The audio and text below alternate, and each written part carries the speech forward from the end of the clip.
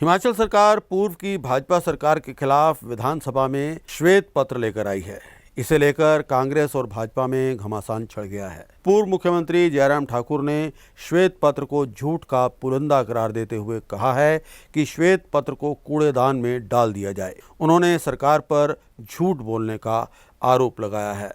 वहीं दूसरी ओर deputy CM Mukesh Agnihotri ने श्वेत पत्र को भाजपा सरकार की वित्तीय अनियमितताओं का कच्चा चिट्ठा करार दिया है। विपक्ष के नेता जयराम ठाकुर ने कहा है कि कांग्रेस झूठी 10 गारंटियों के साथ सत्ता में आई थी और अब झूठ बोलकर सरकार चलाने की कोशिश कर रही है। उन्होंने कहा कि कांग्रेस सरकार 10 गारंटियां पूरी न होने के कारण अब लोगों का ध्यान भटका रही है और श्वेत पत्र इसी सिलसिले में लाया गया है। वहीं डिप्टी सीएम मुकेश अग्निहोत्री ने कहा है कि पूर्व की भाजपा सरकार ने हिमाचल प्रदेश को कर्ज के दलदल में धकेला है और पार्टी के कार्यक्रमों को सरकारी खजाने से करवाया है ताकि उसे चुनावों में इसका फायदा मिल सके। उन्होंने कहा कि पूर्व सरकार ने लगभग 92,000 करोड़ रुपए की देनदारियां छोड़ी हैं। फिजूल खर्ची को रोकने के लिए कोई कदम नहीं उठाया गया।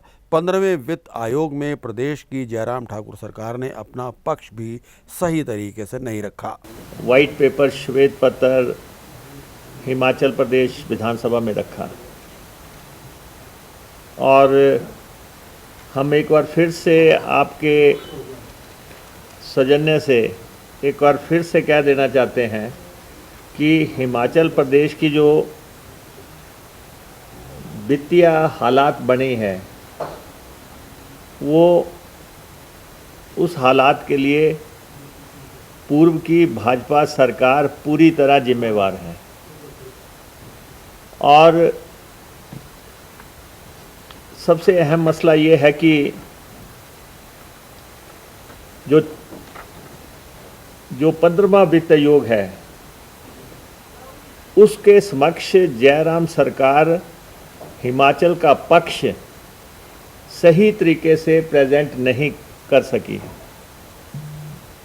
15वें वित्त आयोग के समक्ष जो है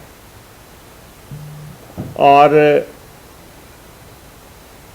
जब 14वां वित्त आयोग आया था और उसके समक्ष बहुत प्रभावशाली तरीके से पक्ष रखा गया था कांग्रेस सरकार के द्वारा और उस समय हम सब लोग मिले थे वित्त आयोग से और सरकार ने अपना पक्ष रखा और 13वें वित्त आयोग की तुलना में धन का कुल हस्तांतरण उसमें 232% की इंक्रीज़ हुई थी। 232% की इंक्रीज़ हुई 14वें वित्त आयोग में। और जब जयराम जी की सरकार थी 15वां वित्त आयोग आया तो 14वें वित्त आयोग की तुलना में 5 वर्षों की तुलना में केवल 8% की इंक्रीज़ हुई।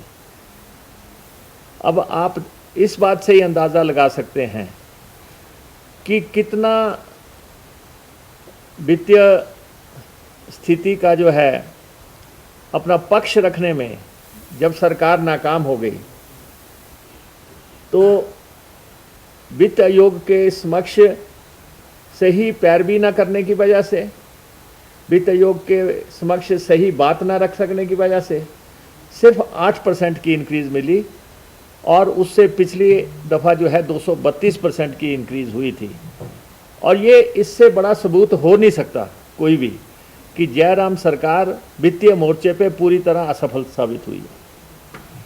और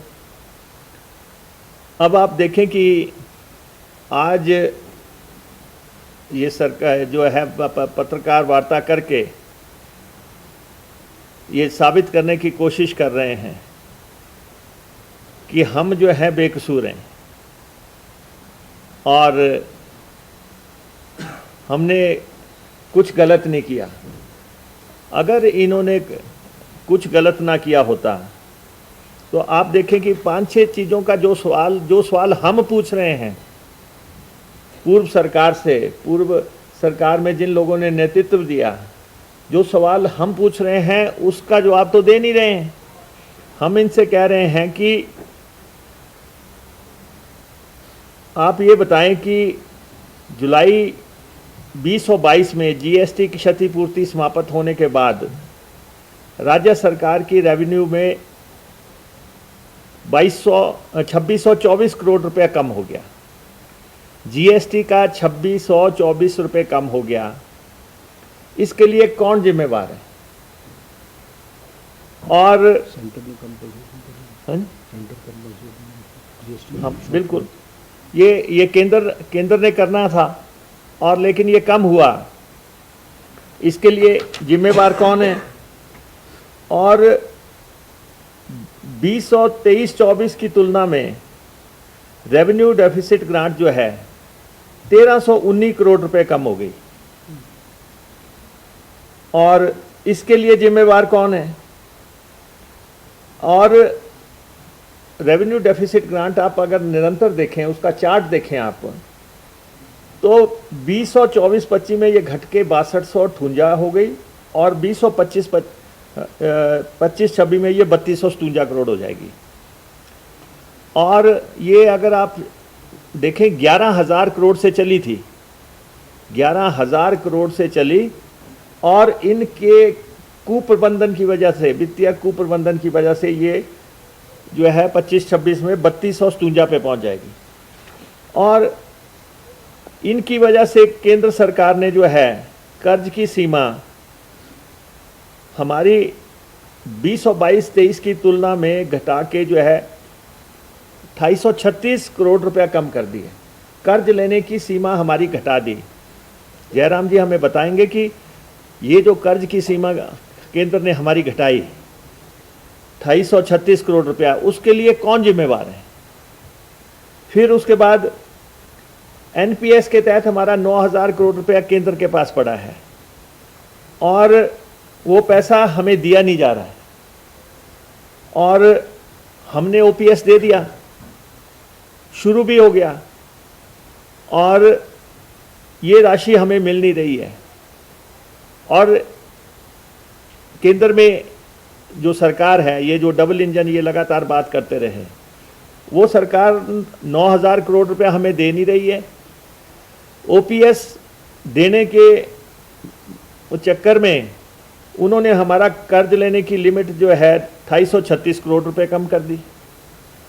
तीसरा जो है फॉरेन फंडिंग जो है 2023-24 से लेके 25-26 के बीच जो 3 साल हैं, उसको जो है कैप कर दिया, लिमिट लगा दी कि आप 2944 करोड़ रुपए से ज़्यादा कर्जा नहीं लेंगे। कर्ज की सीमा एक घटाई, फॉरेन फंडिंग की सीमा वो भी घटा दी, और ओपीएस का पैसा दिया नहीं। और जो हमने वाटर सेस लगाया था, उसमें कंपनियों को जो है भड़का दिया गया।